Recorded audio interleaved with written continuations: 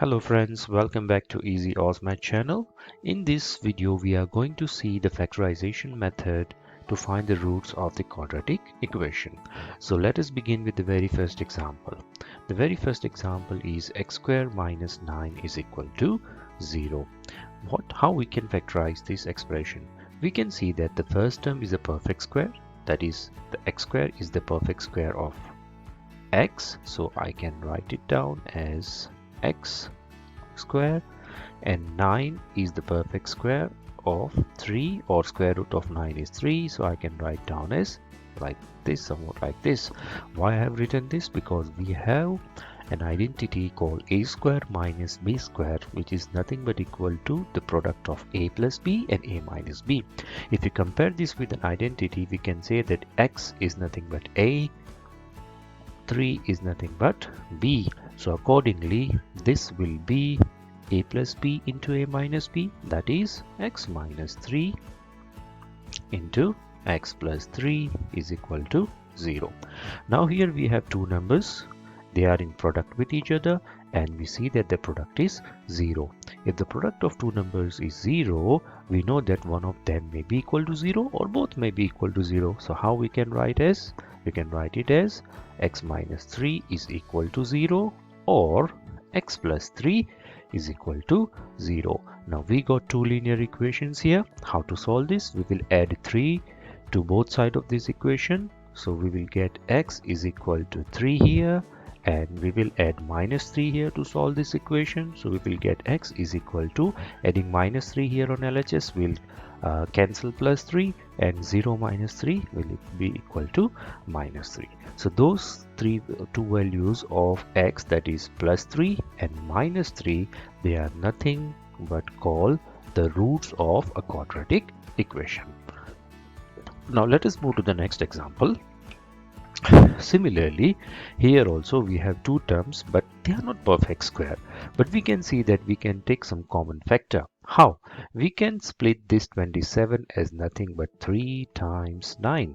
So we have 3 here, and we already have 3 in the second term. So very first thing what we can do, we can take 3 as the common factor. So we are left with 9 minus 3 is taken as common factor, x square is equal to 0. Now to eliminate this 3, we can divide this equation by 3. So this is nothing but 9 minus x square is equal to 0, because dividing by 3, this will cancel 3 over here, and 0 divided by 3 is 0. Now again we see that we can write 9 minus x square as 3 square minus x square, because 9 is the square root of perfect 9 is the square of 3.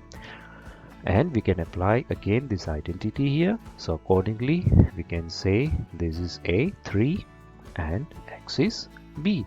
So our expression will be 3 minus x into 3 plus x, as a square minus b square is a plus b into a minus b is equal to 0. The product of two numbers is 0. Therefore, we write as 3 minus x is equal to 0, or 3 plus x is equal to 0. To solve this equation, we can add 3 on both the sides, or we can add x on both the sides. So here we will get x is equal to 3, and here we will add minus 3 on both the sides. So we will get x is equal to minus 3. So here x is equal to 3 and x is equal to minus 3. They are called roots of this equation. Let us move to the next example.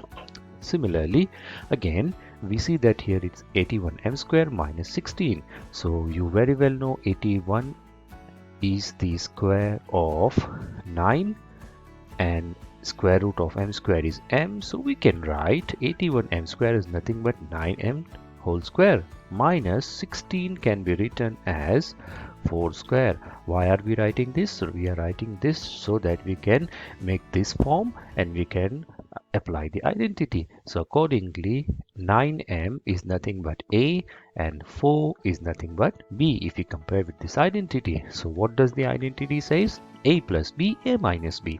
So a here is 9m plus b into a, that is 9m minus b.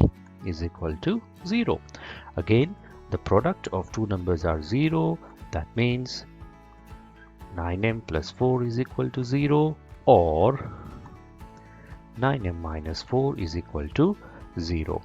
We will add 4 both the side on this equation to solve this. So this will be 9m.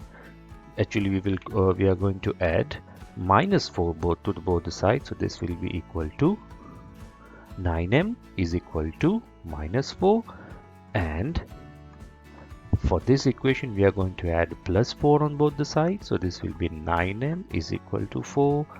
Dividing this equation by 9 so that we will get the value of m. So it will be minus 4 by 9, and here again dividing the equation by 9, so it will be m is equal to 4 by 9. So minus 4 by 9 and 4 by 9 here are the roots of this quadratic equation.